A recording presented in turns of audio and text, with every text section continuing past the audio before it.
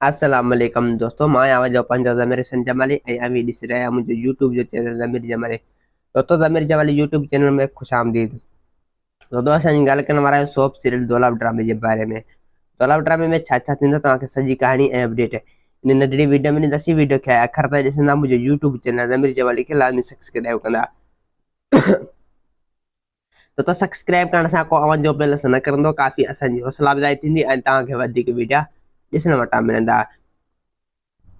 तो तव्हांजो time waste कोन पिया करायूं, हलो था पंहिंजी कहाणी जी तरफ़।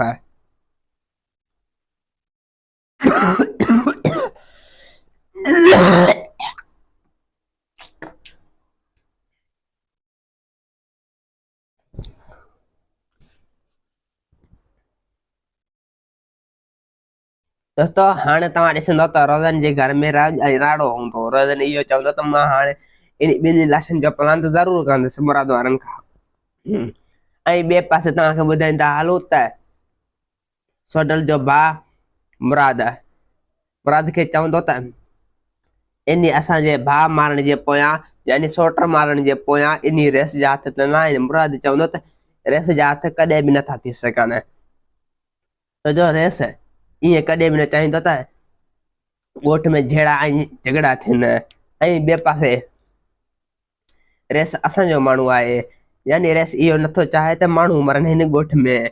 ऐं ॿिए पासे तव्हांखे ॿुधाईंदा हलूं त मंसूर पंहिंजे दुश्मन ॻोल्हण में नाकाम थी वेंदो। मंसूर इहो सोचींदो त मुंहिंजे पोयां छोकिरी जा के हथ त न आहिनि जो मूंखे हू बार बार मारणु पियो चाहे।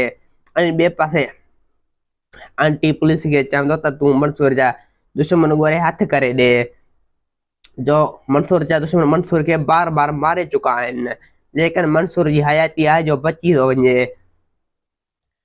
ऐं पुलिस चवंदो त इन दुश्मन ॻोल्हण में असांखे टाइम लॻंदो ऐं असां तुंहिंजे करे इन दुश्मन खे ज़रूरु हथु कंदासीं। तो मूंखे उम्मीद आहे त दौलाप ड्रामे जी कहाणी आई हूंदी आहे पसंदि। दोस्तों असांखे ॾींदा हाणे इजाज़त, वरी तव्हां सां मिलंदासीं के नई वीडियो में। जेसीं ते पंहिंजो ख्यालु रखंदा। खुदा हाफ़िज़।